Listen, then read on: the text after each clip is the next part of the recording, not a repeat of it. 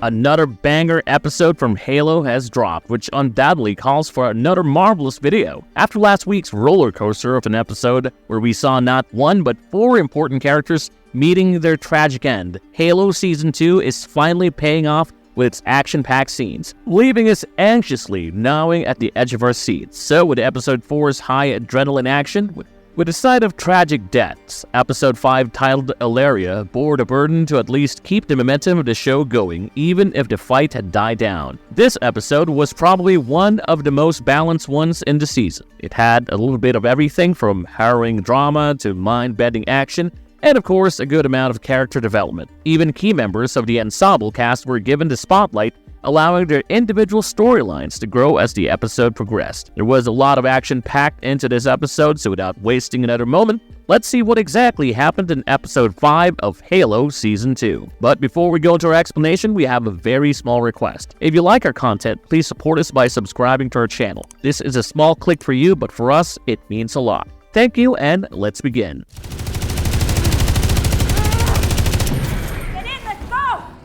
Quan and Lara comes to Chief's rescue. Episode 5 of Halo Season 2 kicks off with the chaos of battle still raging on Reach. So, the characters barely had a moment to catch their breath as Master Chief finds himself waking up smack dab in the middle of the fight. Sadly, Vanek didn't make it through Chief's intense showdown with a Covenant elite, now confirmed to be the Arbiter, leaving Chief feeling shaken to his core. Meanwhile, Chief's fellow Spartans, Soren and Riz, are holding their ground against the relentless Covenant onslaught as Dr. Catherine Halsey grapples with the trauma of losing her ex-husband, Admiral Jacob Keyes. She then tries to rally Chief, reminding him that there's still hope as the evacuation of Reach is underway, with escape crafts zipping off in the distance beyond the wreckage of the hangar bay they're fighting in. With a renewed sense of purpose, Chief picks himself up and grabs his weapon, but before they can move forward, everything goes eerily silent. That is until Soren stupidly calls out to see if that's all the Covenant has got. Well, let's just say they got their answer in the form of a hulking armored Covenant brute crashing through the ceiling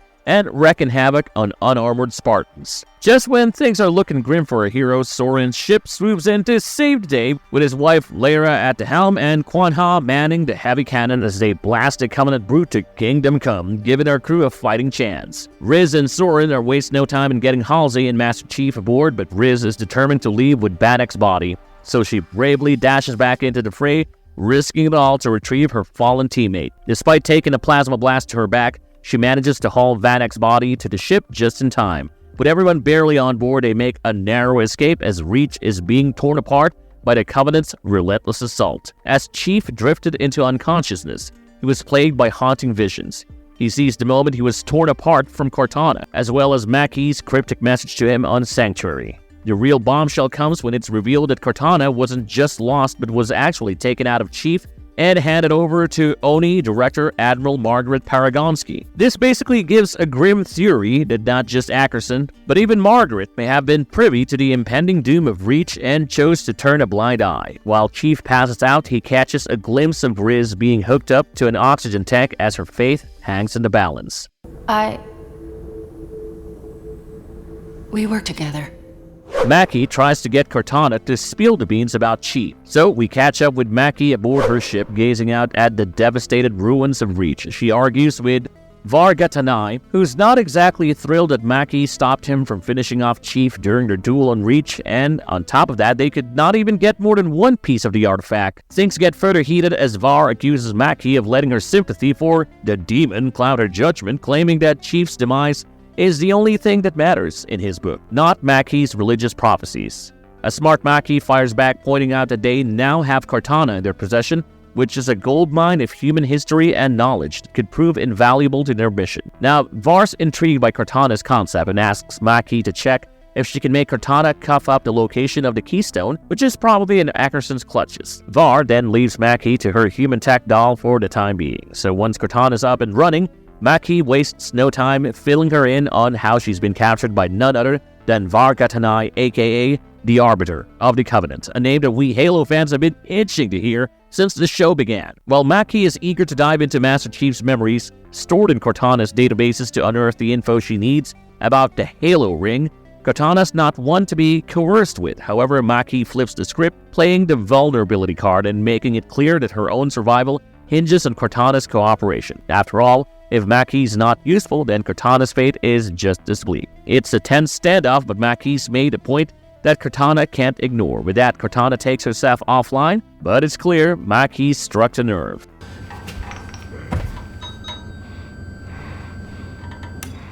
Master Chief struggles to cope with the concept of loss. Master Chief wakes up to the sight of Riz, barely clinging to life on the medical table.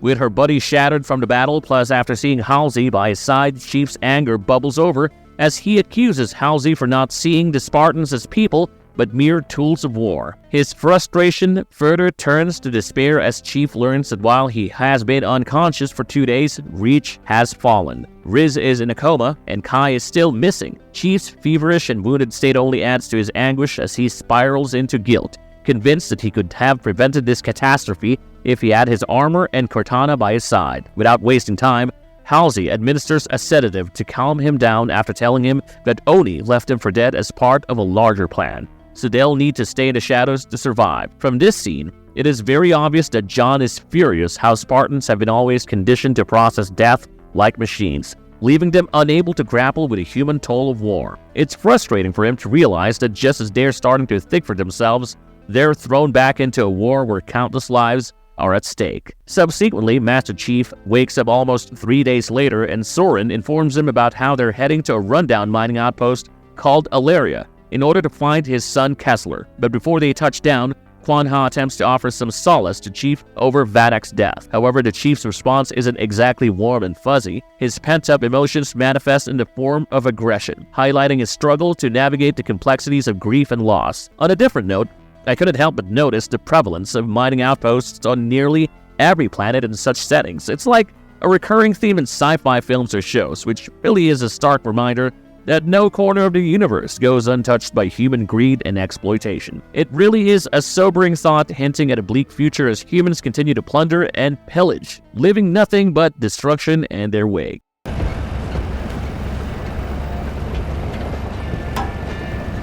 The search for Kessler goes on. After touching down on Alaria, Soren, Lara, and Quan waste no time and head straight to a local merchant for intel. Even though Soren splashes some serious cash, the merchant isn't buying the whole loving parents act they're putting on, hinting that kids are treated like a commodity in a place like Alaria. Despite the skepticism, McCoy, the merchant, digs through his records and hits upon the name Bodegraven among the entries. Lara spots one that seems promising enough to lead them to Kessler. With a real lead in hand, they hop on a commuter truck traveling through the wastelands of Alaria. Here, Soren tries to strike up conversation, but Lara's frustration grows. She's not in the mood for Soren's cheerful demeanor, especially when their son's safety is at stake. Lara then lays into Soren, accusing him of evading every tough situation they've faced, from the Spartan program to the laws of Reach and their power at the rubble. She doesn't mince words, highlighting Soren's apparent inability to process their losses, or not even being serious enough about rescuing their son. Lara then throws off her Stiller wig, probably because she was done with keeping up appearances and only cares about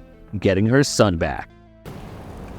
There are no burials, no funerals. The Chief finally feels something other than rage. As Halsey races Riz into the operating chamber for urgent treatment, Master Chief remains behind at the hospital, grappling with the weight of Vadak's death. He then notices a bird soaring overhead, which reminds him how Vadak used to feed them. Meanwhile, Quan Ha returns with a shovel, suggesting they bury Vadak. But Chief dismisses the idea, citing Spartan protocol that once they become Spartans, they leave their former lives behind, essentially meaning that they are already dead in a sense. But this notion doesn't sit well with Quan, who sees burial as a vital ritual for honoring the departed and as a means to find closure. She shares her own longing to bury her family, emphasizing how such rituals help the living move forward, rather than being stuck with the ghosts of the past. Sadly, Chief does not budge, prompting Quan to take matters into her own hands and bury Vadak alone. On a side note, the persistent presence of the bird serves as a subtle reminder to Chief, perhaps suggesting that honoring Vadak's memory might bring some solace. Yet Chief remains unmoved, wrestling with his internal turmoil as Quan carries out the burial rites for their fallen comrade. As Quan wrestles with Vadak's bulky body, she grumbles about his size, questioning why he had to be so large. After digging his grave, she pours out her heart to him, acknowledging the impossibility of grieving for all of Reach, given the multitude of loved ones lost. In her eyes, Vadak becomes the conduit for her collective grief, a vessel to contain a sorrow too vast to bear alone. Meanwhile, as Riz lies motionless under a blanket, Master Chief and Halsey reflect on the events in Reach, recognizing Admiral Paragonski's assertion of power in the aftermath of the planet's fall. Chief also confides in Halsey about his memory of Cortana's removal and expresses the void he has felt since Cortana's absence. He then probes Halsey about his selection as a Spartan, only to receive the expected genetic profile explanation.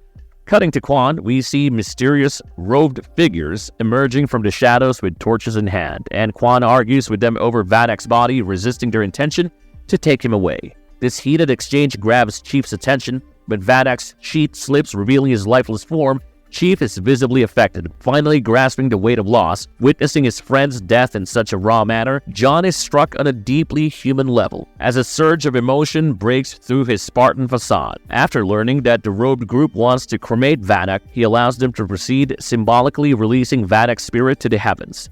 As Chief grapples with his newfound emotion, Quan explains the distinction between death and loss, suggesting that Chief is now experiencing the latter for the first time. Kessler is nowhere to be found. When Soren and Lara arrive at the old factory, they are greeted by two tough-looking women armed to the teeth. There's some immediate tension as the women accuse Soren and Lara of being responsible for a kid they took in, claiming he looked roughed up and abused. Lara understandably loses her cool, but Soren, being the diplomat, takes her outside to chill before going back in for a more civil chat. While Soren does his thing inside, Lara spots a young boy wearing a Spartan helmet darting through the shadows. Thinking it's Kessler, she goes after him, only to discover it's another kid, and Kessler had given him the helmet to make him feel brave while he was afraid. Meanwhile, Soren emerges from negotiations, claiming they'll get to see Kessler soon. Whether his persuasive tactics involved some elbow grease remains ambiguous, but Lara's revelation that Kessler never made it there dashes their hopes, leaving them back to square one. I will find the ones who caused your death, and I will end them. Vadak's funeral. The funeral rites for Vadak bring together Master Chief, Quan, the religious group of Valeria, and Halsey, who leads the eulogy. She uses this opportunity to pay her respects to everyone who lost their lives in Reach. Chief steps in, eulogizing Vadak not just as the boy he once was, but as a Spartan. He became as a warrior whose fight lives on. He vows to exact vengeance on those who betrayed him, ranging from the Arbiter, the Covenant, and even the Oni leaders like Ackerson and Paragonski. After setting Vadak's body aflame, Chief limps off into the darkness, leaving the others to grieve. Halsey then confronts Chief about his overwhelming rage without a clear plan. She reveals that John's destiny as Master Chief was shaped by his connection to a Halo keystone as a boy, not by her choice, and urges him to focus on humanity's potential salvation through the Halo ring rather than seeking revenge on Oni. But Chief, resigned to his fate, declares he's already dead to them and sets off on his own path. Sadly, Chief is not dealing with his grief in the most healthiest way and is basically amping himself up for a suicide mission. On the other hand, while watching Vadak's body burn, Quan experiences a haunting vision of the old woman who was previously encountered by Master Chief in Sanctuary. She claims to speak for all planets, including Quan's lost home of Madrigal, and warns her of impending danger and of monsters coming their way. She warns and reminds Quan of her ancestral duty as the last of the Ha family, asking her to protect herself. Subsequently, recalling her encounter with cave paintings of a flood gravemind on the rubble, Quan interprets the vision as a warning that the deadly parasitic species of the Halo universe is about to arrive. As the vision fades, Quan finds herself back at the funeral pyre, shaken by the encounter with only Riz, noticing her unsettled demeanor. On a side note, the identity of the monster and the elderly woman remains a mystery, adding to the intrigue of the storyline. We think that the monster might potentially refer to the Covenant or perhaps something more ominous like the Flood. As for the elderly woman, she appears to be a mysterious figure tied to the artifacts and possibly possessing knowledge or abilities beyond human understanding. The exact nature of these elements is yet to be revealed, so maybe we will see that in the future episodes.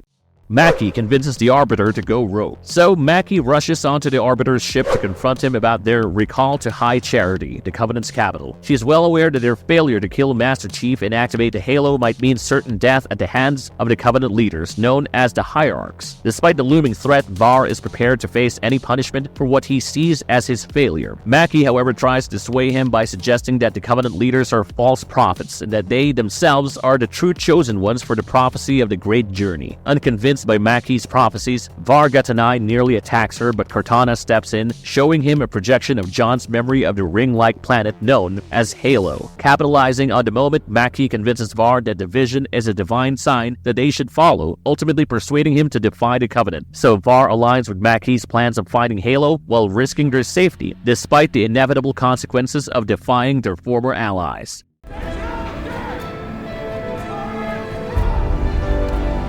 The episode ends with startling revelations. At the end of episode 5, Lara confronts McCoy about Kessler's whereabouts, and he drops the bombshell that Kessler has been taken by the UNSC. The scene then cuts to Kai leading a squad of soldiers, presumably on a mission for James Ackerson. Now, why would Ackerson want these kids? Well, we know he's got some over-the-top ambitious plans for his own Spartan program, so like Halsey, he needs test subjects, so it's possible that Ackerson's sending UNSC goons to snatch up unwanted kids from these far-flung planets and mining outposts in order to experiment on them. This paints the UNSC and Kai in a pretty shady light, so it remains to be seen how Chief helps his friends by rebelling against his former teammate and Ackerson. Lastly, Master Chief tries to convince Riz to join him on Soren's ship for the next leg of their mission, but Riz stands firm, stating that her fight ends here on Ilaria. Chief then tries to persuade her using memories of Vadak and Kai, but Riz remains tranquil, explaining that her version of revenge is simply living a peaceful life. Although Chief struggles with his own guilt and pain, Riz calmly asserts how peace outweighs the burden of suffering. Despite Chief's initial reluctance, he ultimately understands and embraces Riz's decision, and that was truly heartwarming to see. Even Halsey acknowledges Riz's choice, observing her newfound contentment among the people of Ilaria as she bids farewell to her Spartan identity. It's a powerful and emotionally resonant conclusion to an episode with a rather Western vibe, leaving us both apprehensive and eager to see what unfolds in the episodes to come. They're still making Spartans. We need to touch the artifact. What do we think might happen in the next episode? Coming Halo Season 2 Episode 6 titled Onyx. I'm sure we can expect some exciting development based on the teaser promo that Paramount Plus has released. Following Master Chief's miraculous escape from the devastating attack on Reach, the promo hints at Chief's arrival at a UNSC settlement to continue his quest for the Forerunner artifact. Naturally, his unexpected appearance shocks some of the UNSC forces who may have believed that the Spartan program from which Chief originates was no longer active. It remains to be seen how John will confront Kai and Ackerson or even tackle Paragonsky, because Lord knows how many deaths these idiots have caused. Given how Halo Season 2 has been serving, I think Episode 6 will be packed with action as Chief confronts UNSC forces as he embarks on what appears to be a determined and intense mission to avenge the fallen. It's clear that the Chief's actions will raise many questions among the higher-ups, but apart from that, I wonder if Soren will finally be able to track down Kessler, and if Quan will be able to crack the code on her vision of the old woman. What are your theories for the upcoming episode next week? Let us know in the comment box below. And as always, if you like the content, don't forget to leave a like and subscribe to us if you haven't already. Have a good one and be safe. Thanks, everyone.